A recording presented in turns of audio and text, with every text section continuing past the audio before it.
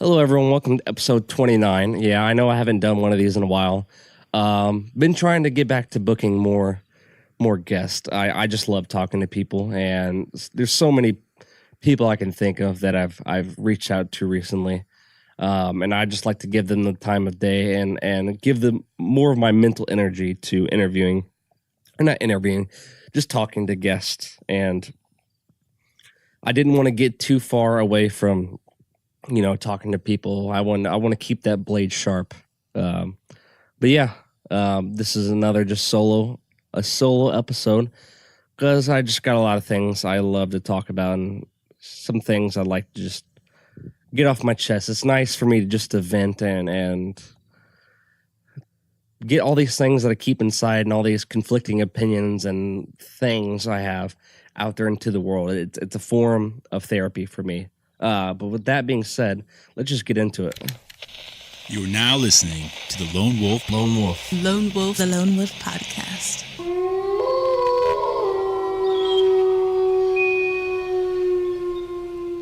Me and my friends have a friend called Michael. Me and my friends have a message for you, Michael. Me and my friends. Well, come on, Michael, push a little harder, try a little more, get your feet on the floor. Come on, Michael, you can make it if you want to. It's just not the same without you. Alrighty, everyone, welcome to my beautiful studio, aka the car. I guess to rewind a little bit, I thought I was supposed to work today, but I went to work, found out I didn't have to work, so I figured, you know what, it's a clear blue sky, it's probably going to be an amazing sunset, so I thought, let me just get this podcast in my usual spot and then hurry up and go watch the sunset. Then a thought dawned on me, why don't I just take the car to my favorite sunset spot, Riverview Park in Alton, and do the podcast in the car. That way, whenever it's like the sweet spot of the sunset, I can just go and watch it. I wish I could watch it from my car, but you can't really get a good vantage point with that. But hopefully I don't die of sweat or die from dehydration from sweating too much. I should be okay. It's because the reason I say that is because I'm wearing a Jackie Robinson Brooklyn Dodgers jersey, not to be confused with the Los Angeles Dodgers. I could really care less about any California team. I don't know. I just don't like California teams in general. And a Brooklyn Dodgers hat. I don't know. I like repping historic players, especially Jackie Robinson. I mean, all the trials and tribulations he went through, and the way he kind of broke down the barriers in baseball. I'm glad he did that. But I like repping teams that don't really exist anymore, merchandise, because I'm just a baseball fan in general. I will always be a Cardinals fan no matter what, but I love baseball in general. I spent 17 or 18 years playing it, which brings me to a quote that that really stuck with me. I found on the internet. In baseball, democracy shines its clearest. The only race that matters is the race to the bag. The creed is the rule book. In color, merely something to distinguish one team's uniform from another's. And that quote is by Ernie Harwell. I don't know, this is why I love baseball in these politically and racially polarizing times, even though I don't think it's as bad as the media portrays it, because the media's job is to come up with headlines and just come up with their job is to sensationalize and to get a reaction, and the way they do that is with negativity, even if it's fake or it's forced. So I don't think it's as bad as the media portrays it to be, and the people who can't think for themselves, they believe that, and they're like, oh my God, the world's so bad. Which, I mean, the world is bad. We're broken human beings, but I don't think it's as bad as it actually is portrayed in the media. This is why I love baseball. Because just people, no matter, they come from all over the world, no matter what color, whatever, what culture, what background, they come together like a family to accomplish one goal. And on top of that, it's just a family-friendly place to go where you can celebrate traditions, history, and eat an awesome hot dog while doing it. Speaking of ballpark food, I researched some things that they serve at ballparks, and here's some I found. A dilly dog. It's a hot dog stuffed into a dill pickle, then fried like a corn dog. Like, you get the sweet crunchiness of the pickle, the soft and greasy flavor of the dough, then finally the juicy meat of the dog underneath all that. Me personally, I'd probably put some like ketchup and mustard on it too. I think it sounds delicious, honestly. One that I may try here soon is at PNC Park in Pittsburgh. And let me just say before I go into the unique food they have there, I think that PNC is one of the most beautiful parks in the entire MLB. But what they have here is a Cracker Jack and Mac dog. Jesus Christ. So it's Cracker Jack and mac and cheese and jalapenos and caramel sauce or caramel, whichever way you prefer to say it, on a beef Frankenfurter. Or I'm sorry, Frankfurter. Not Frankenfurter. That'd be weird. I don't know. I can do without the jalapenos. I'm not a big fan of spicy food. It makes me feel uncomfortable and bloated. And I'm already fat, so I don't like foods that remind me of that. But yeah, I'm pretty excited to go to Pittsburgh, though. It's a neat little city of about 300,000. I've heard the way you enter the city is pretty neat. You drive through the Fort Pitt Tunnel, and when you exit, there's the city right there in front of you. It's got 3 rivers, the Allegheny, the Ohio, and I can't remember the other one. The name it's gotten away from me somehow. Yeah, I don't know. I prefer cities that have fresh water running through them. It's actually one of the qualifications that would be important to me about moving to a city. I can never understand why people flock to cities built on deserts. Like, it's not meant to sustain massive amounts of people. Like, sure, the weather's nice, and it never gets cold, but, like, don't you ever get tired of fires and droughts? But back to the food. Who knows? I may be surprised. This year's been a pretty cool one for me. And one of the cool things is trying food that my limited mind wouldn't think would go together. And almost every time I'm proved wrong. This unique food kind of reminds me of the time I tried the Krispy Kreme burger from GCS Ballpark in Sauget, Illinois. Like, it sounds repulsive, but once you try it, you're like, it ain't too bad. Speaking of GCS, for those of you that don't know, I played baseball for a long time, mainly as a pitcher, even though I love to hit. I hate the whole thing of, like, pitchers don't hit. Listen here, I could drop bombs, okay? I could hit it pretty well. I probably could have done a little bit better on contact to hit for average, but I could hit. So I always hated not being able to hit because I was a pitcher. But one of the farthest home runs I had hit off me was at GCS. It was with the Alton High varsity team in Alton, Illinois. It was a rainy night, which can be bad for like the grip. Bad grip equals bad control and less movement on your ball just because the ball is slippery. You don't get as much friction between the outside of the baseball and your hands or in your fingers. And the combination of all these things happened to me on one eventful pitch. I hung a curveball to a guy who was going to a D1 university for baseball, and the result was an absolute moonshot. In left center of the wall is about 345 feet. Actually, it is 345 feet. But about maybe, 100 feet behind that is some sort of multi-purpose building. It's got like suites or I don't know, something in it. And on the second level of that is a balcony. The ball bounced off of the balcony. A good old 400 plus foot blast. I don't even want to know how far it was, but I'll never forget it. An old buddy of mine, Blake, shouted, "Oh my God!" the moment the ball left the bat. Those moments hurt like hell, especially when you're young and you're like in the moment. But when you look back on them, they make you laugh, or at least make me laugh. In other news, and this isn't really recent, but recently I went to go see the movie Alpha, and I'm gonna just give you a quick summary of it. It's basically the story of a boy who is he has something about him is where he's hesitant to kill animals for some reason. It's like one of his character flaws. But him and his tribe in Europe 20,000 years ago, presumably, actually not presumably, during an ice age, or an ice age is about to come, they go out on this hunt, and this buffalo or ox or whatever it was, instead of running off the cliff like the rest of them did, decides to stop, and he turns around and he charges the boy. What happens is the boy tries to like fight him. He gets stuck on the horn, and then the bull, or not the bull, the ox or whatever it was, buffalo, flings him off the side of a cliff. And long story short, he gets separated from his tribe.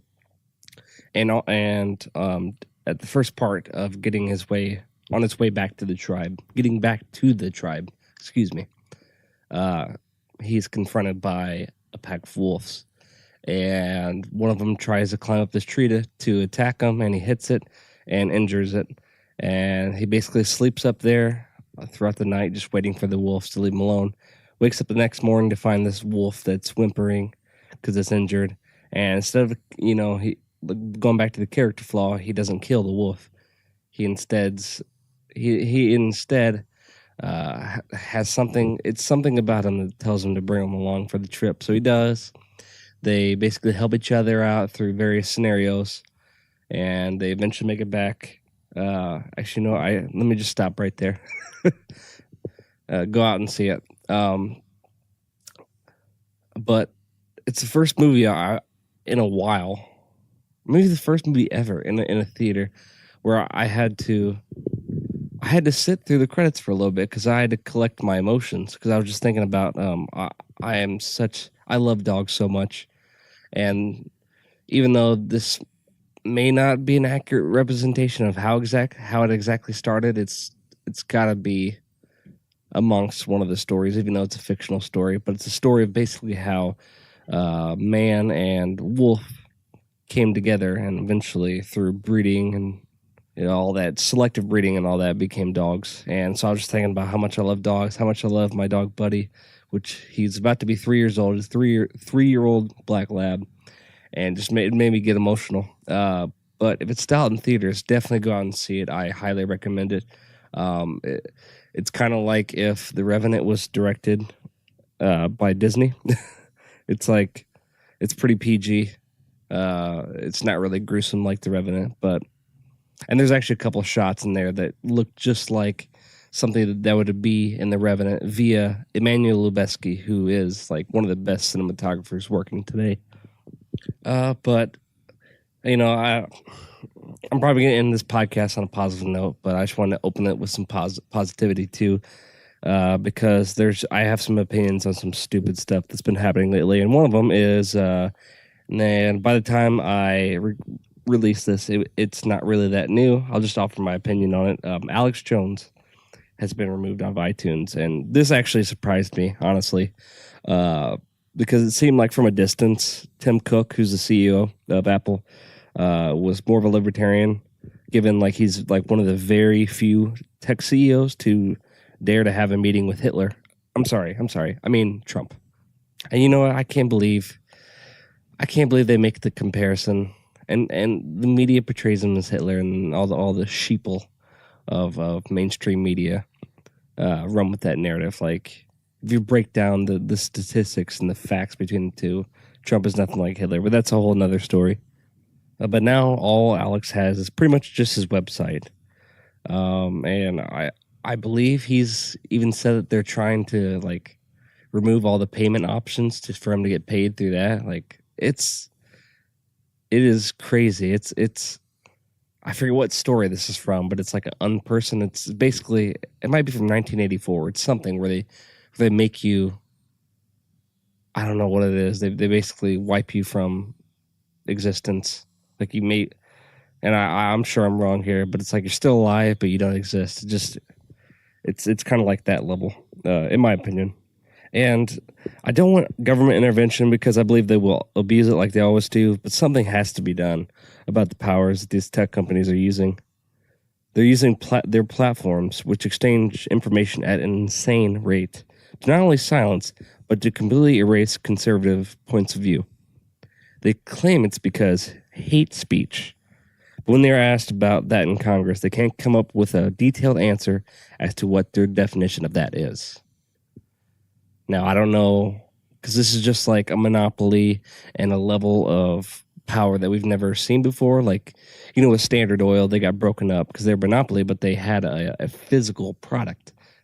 It was the oil, and so you could find a way to break that up. Whereas this, it's more of an intellectual property because it's online and it's just information.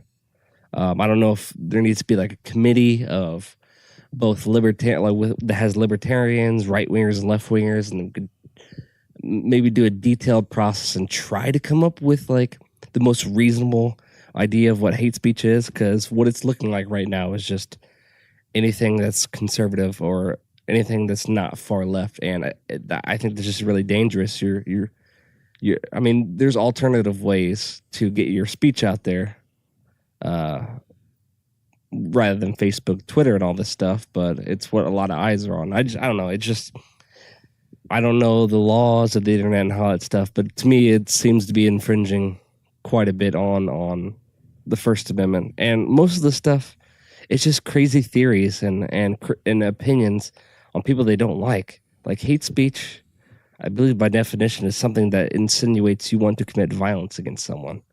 And most of what these people are getting like banned for is just having opinions. They're not saying, hey, I want to kill or hurt someone, but something's got to be done. And another thing, which isn't as serious in my opinion, but just made me shake my head, is the cowards of the NFL aren't following through on their promise that they would fine the NFL players for kneeling. And look, I'm all for the First Amendment. They have the right to believe in what they want to and express what they want to. However, I can see the other side too. The American flag represents far more than what they're protesting it for. I mean, think about how much blood has been shed to make sure America stays America. And yes, just like any other country, we have problems. I'm not denying that. But you see these players in the off seasons, like what are they actually doing? They're social justice warriors. They're not social activists. See, social activists usually try to do something, actual real something, rather than just bitch and moan about it. And like, this isn't an original opinion, but it's kind of hard to feel sorry for these people when they're making millions of dollars and they're in the 1% of the 1%, the 1% of the 1%. We need to tax them 99%. To kind of add on to the Alex Jones thing, another person that people hate, which doesn't make any sense. I can understand why people don't like Alex Jones. He's he says a lot of controversial stuff. But the other day I heard someone say they were wondering if we were referencing to Jordan Peterson, and he called Jordan Peterson a Nazi. And if you have any brain at all, if you have any desire to see both sides, one of those things you might want to do is maybe type in Jordan Peterson Nazi on YouTube, and you will see there's clips of him saying how we shouldn't use the term Nazi loosely, how you dilute what the word means and the history of it. And that's what you're seeing happening. And he's very, very anti-Nazism, very, very anti what Hitler and the regime did. But it's been diluted by the left to say, oh, you're a Nazi, you don't think like I do. And just, they don't see it's like, they think it's like this controversial thing, like, oh my God. But no one takes it serious anymore. And it's a shame, because it used to be that when you said Nazi, you thought of just this one thing and the horrible history attached to it. And since we're on the topic of just being hateful towards people, another thing I overheard in an anonymous place at an anonymous time from an anonymous person, because I at least have somewhat respect for anonymity. Just a quick question. If you heard someone say that the genocide of the white farmers in South Africa was justified because of the apartheid that happened, even though they probably had nothing to do with that, what would you think? If you heard someone say that they feel afraid around a group of white people because of things that happened in the past.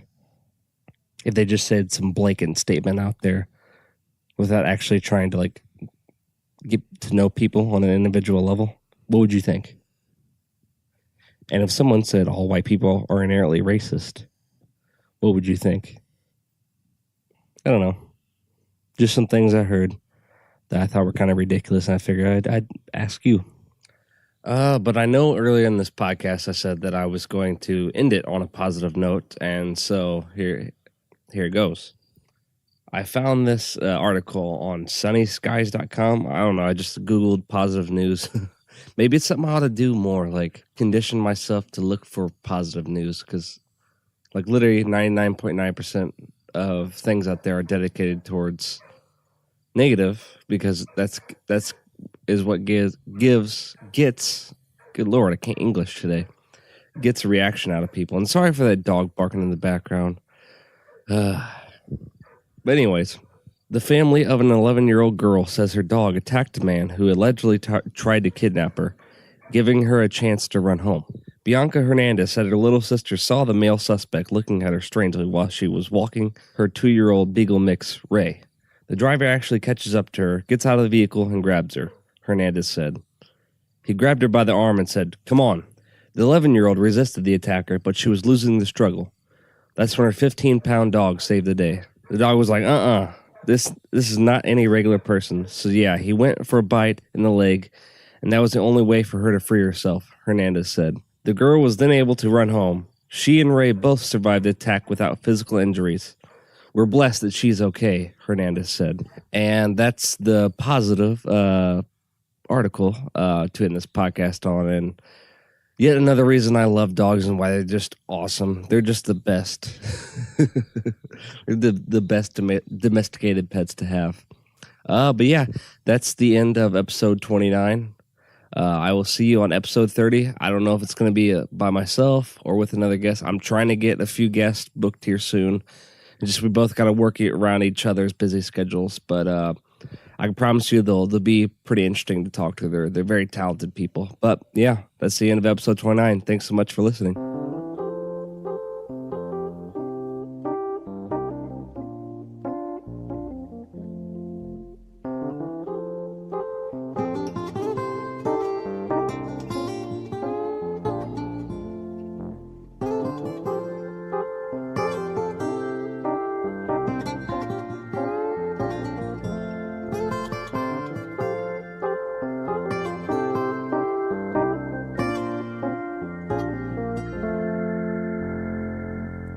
One, two, three.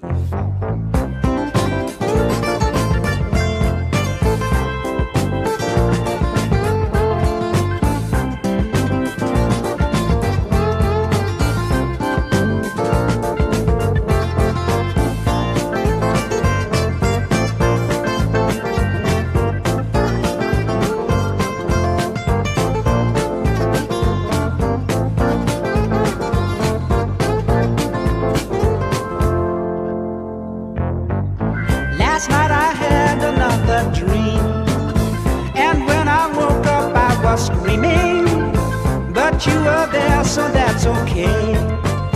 You make my fears fade away, and you said, baby, go to sleep now. Baby, don't you weep now.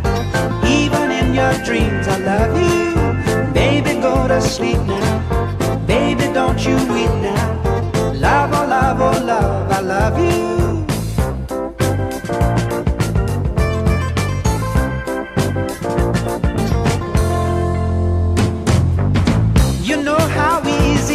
Sad. Sometimes it hurts me oh so badly, and I don't know what I'd do if you weren't here just being you. And you said, baby, go to sleep now. Baby, don't you weep now. Even in your dreams I love you. Baby, go to sleep now. Baby, don't you weep now. Love, oh love, oh love, I love you.